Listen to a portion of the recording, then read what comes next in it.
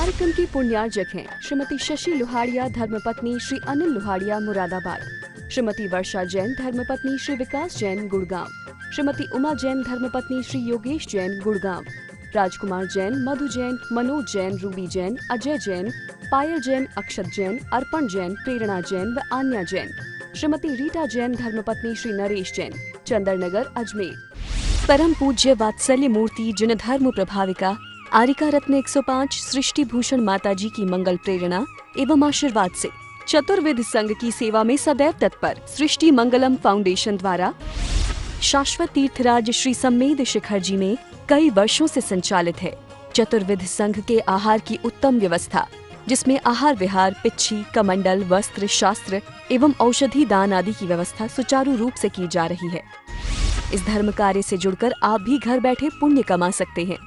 एक दिन की आहार व्यवस्था 2100 रुपए, सदस्यता 1 सप्ताह तक 11,000 रुपए, औषधि दान 11,000 रुपए, पिच्छी दान 11,000 रुपए, सदस्यता 1 वर्ष तक 21,000 रुपए, विशेष सदस्यता 31,000 रुपए, विशिष्ट सदस्यता 51,000 रुपए, अति विशिष्ट सदस्य 71,000 रुपए, संरक्षक 1,11,000 रुपए, शिरोमणि संरक्षक 2,11,000 रुपए।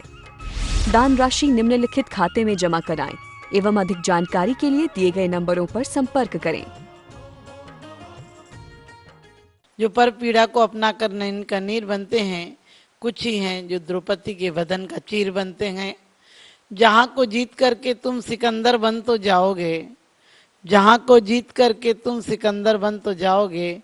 जो खुद को जीत लेते हैं वही महावीर बनते हैं, जो खुद को जीत लेते हैं वही महावीर बनते हैं। संसार में 2 प्रकार के प्राणी होते हैं, एक अपने आप को जीतते हैं, एक दूसरे को जीतते हैं। जो दूसरों को जीतते हैं उनकी जीत हार में परिवर्तित हो जाती है, उनकी जीत कभी जीत ही नहीं होती है। वो कभी धन से जीतना चाहते हैं, कभी यश से जीतना चाहते हैं, कभी पद से जीतना चाहते हैं, और कभी कभी लोग प्रेम का नाटक करके जीतना चाहते हैं। लेकिन वो सारी जीतें हार से बदतर होती हैं, क्योंकि जिंदगी की सारी ऊर्जा लग जाती है उसमें, फिर भी हमें जीत हासिल नहीं होती है। लेकिन कुछ हैं जो कि आत्मा को जीतते हैं, जो स्वयं में जीतते हैं, स्वयं को पाते हैं। जो बाहर से जो कुछ भी पाया जाता है उसमें बहुत खतरा होता है। बाहर की सारी सुरक्षाएं, बाहर के सारे इंतजाम, बाहर की सारी सुरक्षाएं एक दिन व्यर्थ हो जाती हैं, क्योंकि आदमी धन से जीतना चाहता है, पद से जीतना चाहता है। कभी कभी तो लोग अपने चेले बनाकर जीतना चाहते हैं, लेकिन ये सब इसलिए व्यर्थ हो जाते हैं, ये सब दूसरों पर निर्भर है, ये बैसाखियों से चलने जैसा है। लेकिन हमारे महावीर तो कहते हैं स्वयं को जीतो। जीवन में उसने बड़ी बात कर ली, जिसने स्वयं से मुलाकात कर ली। हजारों मंजिलें मिलती हैं राहे जिंदगानी में, हजारों मंजिलें मिलती हैं राहे जिंदगानी में, मगर एक आखिरी मंजिल बड़ी मुश्किल से मिलती है, मगर एक आखिरी मंजिल बड़ी मुश्किल से मिलती है। हमारे यहाँ तीर्थंकर कहते हैं उन्हें, जो तीर्थ का उद्घाटन करते हैं, जो तीर्थ को, जिनके कारण तीर्थों का उद्भव होता है। वो कौन होते हैं? एक अवतारवाद है, एक तीर्थंकर का जन्म है। अवतार में कहते हैं कि संसार को रचने के लिए, इसको ठीक से चलाने के लिए परमात्मा ऊपर से नीचे आए। लेकिन तीर्थंकर के लिए कहते हैं कि परमात्मा संसार से ऊब गए थे, वहां सृष्टि की रचना करने के लिए आए, क्योंकि सृष्टि कोई 1-2 व्यक्ति थे और संसार बढ़ाना था, इसलिए उन्होंने रचना की। और तीर्थंकर के जीवन में आता है कि संसार से ऊब गए थे, भीड़ भाड़ से ऊब गए थे, इसलिए अपने आप में आए, जंगलों में चले गए, और अपने आप जब पूर्ण आनंद को पाया तो समशरण में आए। हमें भी शिक्षा लेना है कि हम भी संसार से ऊब गए हैं। यदि संसार को जीतना है तो हमें तीर्थंकरों की तरह जीतना है, क्योंकि वो क्षत्रिय थे, वो युद्ध की भूमिका से आए थे, युद्ध देख कर आए थे और युद्ध में विजय पा कर आए थे। उनकी परंपरा में विजय पाना उनका लक्ष्य था। इसलिए हमारे सारे तीर्थंकर क्षत्रिय थे, हमारे सारे गणधर ब्राह्मण थे, क्योंकि ब्रह्म का ज्ञान उन्हें शास्त्र लिखने का और बोलने का अभ्यास था। कितना सुंदर विवेचन किया है। लेकिन हम जैनी कहते हैं बिल्कुल कायर हैं, वयस्क हैं, वाणिज्य जानते हैं, सिर्फ कहना चाहिए कि हम लोग व्यस्त लोग हैं, व्यापार करना जानते हैं और धर्म में भी व्यापार करने लगे। उन्होंने स्वयं को जीता था, हम कोठी और बंगला बनाकर जीतने लगे। हमने अपनी एक पहचान बना ली, इमेज बना ली कि हमें इससे पहचान होनी चाहिए। आप किसी से बोले आप कौन है तो वो अपना परिचय और नहीं बताता है, ये बोलेगा मैं फलाने सर्विस में हूँ, अफसर हूँ, चपरासी हूँ, मकान है, कोठी है, बंगला है, गाड़ियां हैं, कोई पोस्ट है, राजनीतिक पोस्ट है। इस प्रकार से आप किसी के परिचय कार्ड लीजिए, उसमें क्या क्या लिखा होता है, सारी बाहर की उपाधियां लिखी होती हैं जो उसने यहीं पर प्राप्त की हैं। आदमी अपना अंश ढूंढना चाहता है, त्याग में नहीं तो राग में ढूंढना चाहता है। संसारी प्राणी जीने के लिए, अपना स्थायित्व बनाने के लिए कि मैं भी अमर हो जाऊं, अपने बच्चों में खोज करता है कि मैं बच्चों में जी जाऊंगा, मैं नहीं रहूंगा तो कम से कम बच्चे तो रहेंगे मेरा अंश उनमें तो जिएगा। हमेशा लोग बेटे की कामना करते हैं। क्यों बेटे की कामना करते हैं? क्योंकि बेटा हमारा वंश चलाएगा। जबकि बेटा वंश चलाएगा ये कोई जरूरी नहीं है। कंस और कुणिक जैसे रहे, रावण जैसे रहे तो वंश का विनाश का कारण भी बन सकते हैं। और इतना ही नहीं, विनाश का कारण रावण और कंस नहीं थे, कंस नहीं थे रावण के वंश का, विनाश का कारण उनकी दुर्भावनाएं थी। कृष्ण ने वंश को उज्जवल कर दिया तो कंस ने वंश को बदनाम कर दिया। राम ने वंश को उज्जवल कर दिया और रावण ने वंश को बदनाम कर दिया। इनके जन्म की प्रक्रिया में कोई अंतर नहीं था, इनके पालन करने की प्रक्रिया में भी अंतर नहीं था, लेकिन अंतर था तो मात्र वासनाओं में था, सोच में था, विचार में था।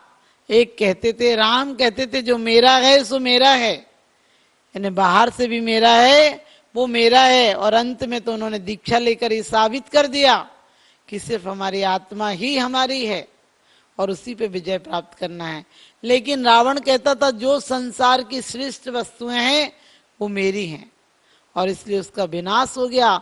जो बाहर दौड़ता है, बाहर अधिकार करना चाहता है, उससे कुछ नहीं मिलता है। बाहर के सारे अधिकार अधूरे रह जाते हैं। हम इतिहास में देखें, इतिहास क्या है, जितने सम्राट हुए हैं, जितने शासक हुए, उन्होंने क्या किया, सत्ता के लिए लड़ते लड़ते मर गए। कभी एक दिन शांति से चैन, अमन चैन की जिंदगी नहीं जी। कहाँ किसको लूटना है, किसको खसोटना है, कहाँ से कितना धन पाना है। आपने नाहरगढ़ आदि के किले की बात सुनी होगी, इतना सोना निकला, 60 ट्रक निकला, कहीं 10 ट्रक निकला। आप सोच कर देखिए, ये सोना उनकी कमाई नहीं थी, ये सोना सिर्फ शासन की सत्ता को अधिकार करने का रास्ता था। उन्होंने सत्ता को दुर्भावनाओं से हासिल किया। किसी को सत्ता के जो सत्ता हासिल की जाती है वो आपको शांति से भोगने भी नहीं आती है, भोगने नहीं देती है, आप भोग नहीं कर पाते हैं। सत्ता और शक्ति यदि सच्ची है तो वो स्वयं की शक्ति है।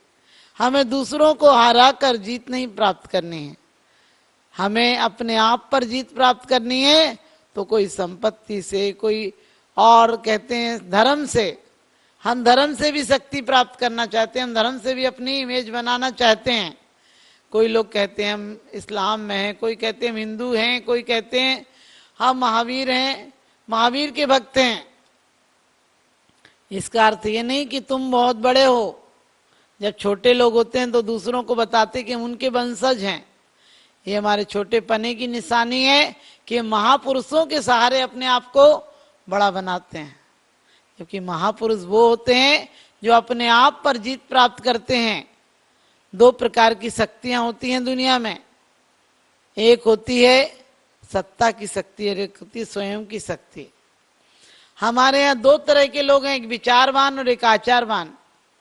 जो विचारवान हैं वो बहुत अच्छे अच्छे विचार देते हैं, बहुत बड़ी बड़ी खोजें करते हैं, लेकिन वो पदार्थों की खोजें करते हैं। उन्हें हम साइंटिस्ट कहते हैं, उन्हें हम वैज्ञानिक कहते हैं, उन्हें हम कवि कहते हैं, उन्हें हम रचनाकार कहते हैं, उन्हें हम चित्रकार कहते हैं, क्योंकि सब चीजें बाहर हैं। उन्हें मूर्तिकार कहते हैं। लेकिन जो स्वयं पर अपना चारित्र हासिल करते हैं, क्योंकि कुछ शांति की बातें बताते हैं, कुछ शांति से जीना बताते हैं।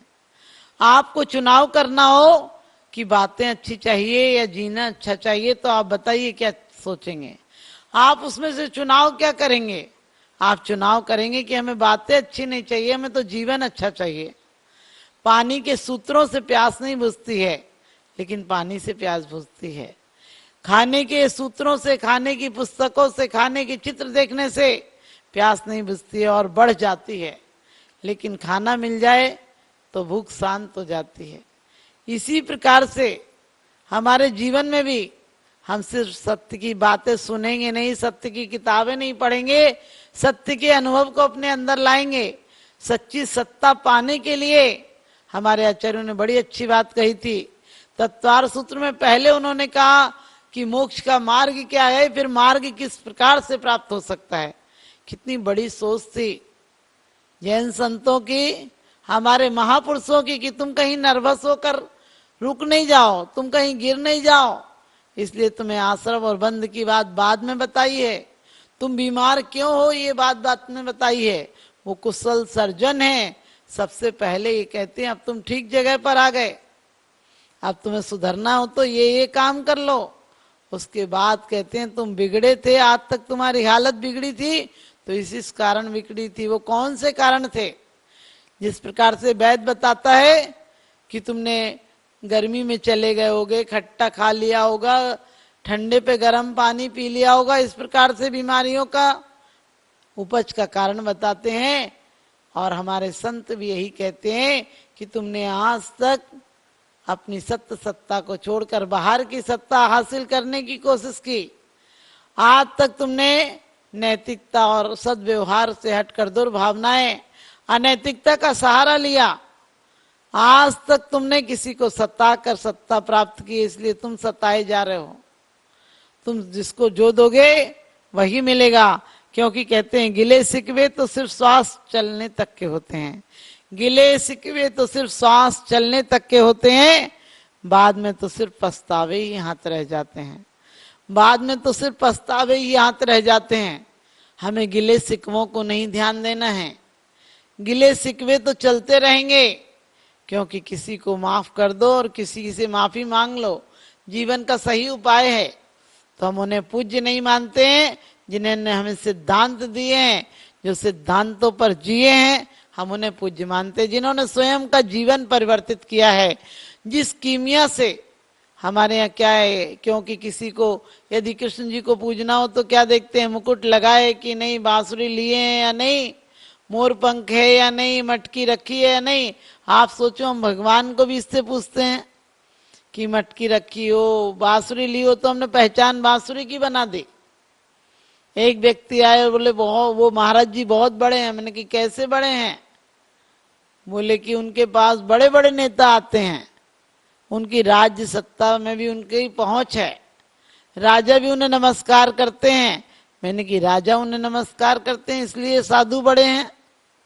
तो साधु नहीं, राजा बड़ा हो गया, क्योंकि वो बड़े इसलिए हैं कि राजा नमस्कार करता है। सृष्टि मंगलम बन के संगठन देता यह पैगाम है। सृष्टि मंगलम बन के संगठन देता यह पैगाम है। संघ चतुर्वेद की सेवा श्रावक का धर्म प्रधान है। संघ चतुर्वेद की सेवा श्रावक का धर्म प्रधान है। सृष्टि भूषण जी की प्रेरणा का ये शुभ परिणाम है। सृष्टि भूषण जी की प्रेरणा का ये शुभ परिणाम है। संघ चतुर्विध की सेवा श्रावक का धर्म प्रधान है। संघ चतुर्विध की सेवा श्रावक का धर्म प्रधान है।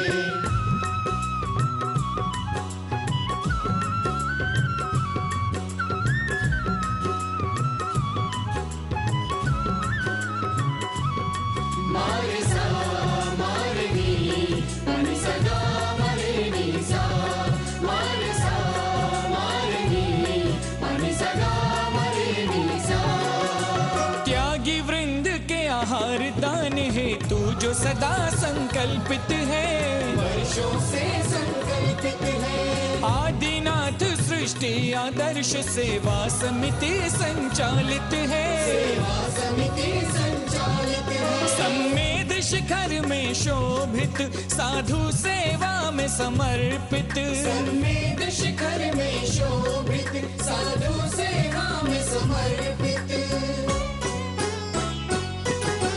दूर करे साधकों की चर्या में जो भी व्यवधान है। दूर करे साधकों की चर्या में जो भी व्यवधान है। संघ चतुर्विध की सेवा श्रावक का धर्म प्रधान है। संघ चतुर्विध की सेवा श्रावक का धर्म प्रधान है।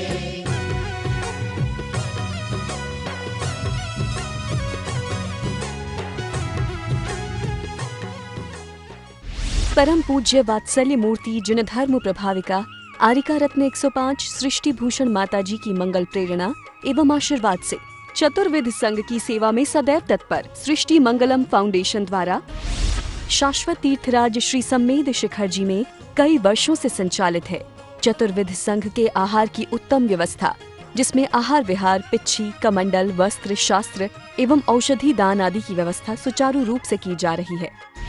इस धर्म कार्य से जुड़कर आप भी घर बैठे पुण्य कमा सकते हैं। एक दिन की आहार व्यवस्था 2100 रुपए, सदस्यता एक सप्ताह तक 11,000 रुपए, औषधि दान 11,000 रुपए, पिच्छी दान 11,000 रुपए, सदस्यता एक वर्ष तक 21,000 रुपए, विशेष सदस्यता 31,000 रुपए, विशिष्ट सदस्यता 51,000 रुपए, अति विशिष्ट सदस्य 71,000 रुपए, संरक्षक 1,11,000 रुपए, शिरोमणि संरक्षक 2,11,000 रुपए। दान राशि निम्नलिखित खाते में जमा कराएं एवं अधिक जानकारी के लिए दिए गए नंबरों पर संपर्क करें। इस कार्यक्रम के पुण्यार्जक हैं श्री पुष्प कुमार रारा, श्रीमती पुष्पा देवी रारा, श्री विकास रारा, जया रारा, श्री ऋषभ रारा, प्रियांशी रारा, मंजुश्री पोना बाजार, इम्फाल, मणिपुर।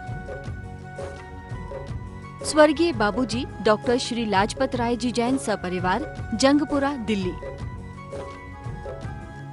श्रीमती सुधा जैन, धर्मपत्नी श्री आनंद जैन जी, C130 पुष्पांजलि एनक्लेव, दिल्ली। श्री ओम प्रकाश सरावगी, पौत्र अभिषेक ऋषभ अभिनंदन सरावगी, निवासी सिलीगुड़ी, पश्चिम बंगाल।